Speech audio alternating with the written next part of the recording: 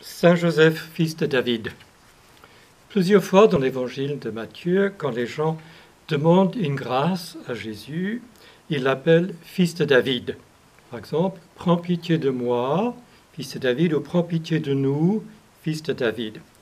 Bien sûr, le Messie devait être un descendant de David, et au début de son évangile, Saint Matthieu explique comment ça s'est passé.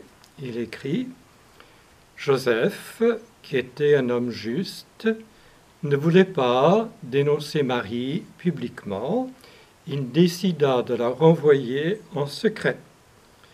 L'ange du Seigneur lui apparut en songe et lui dit « Joseph, fils de David, ne crains pas de prendre chez toi Marie, ton épouse.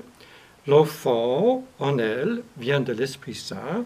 Tu lui donneras le nom de Jésus. » Donc l'ange dit clairement que Joseph est le fils de David et qu'il va donner à Jésus son nom, c'est-à-dire son statut légal et surtout son statut royal.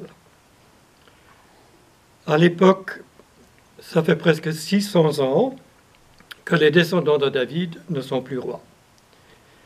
Ils sont cachés dans le peuple d'Israël, pauvre et humble, comme Joseph.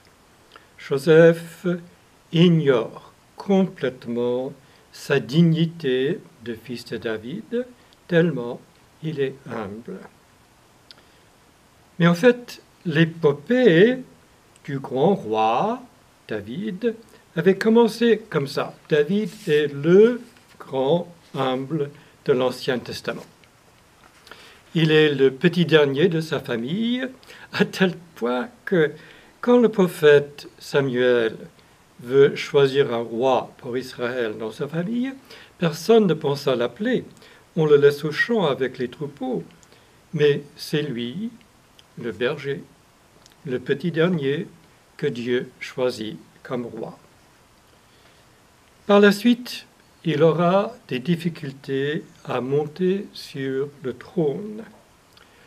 Et ses compagnons l'encouragent à utiliser la force, à utiliser l'épée pour s'imposer.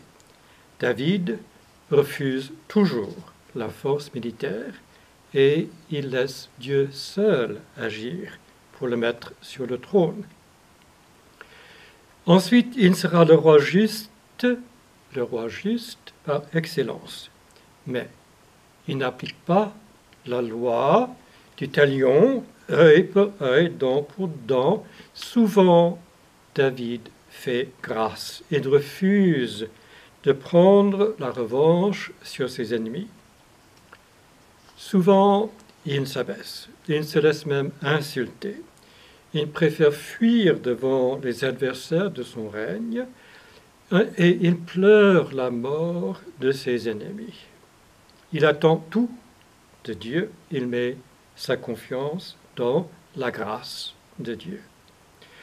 Et c'est sûrement à cause de cette humilité qu'à la fin, Dieu promet à David que son règne durera toujours. David n'a rien fait pour s'imposer.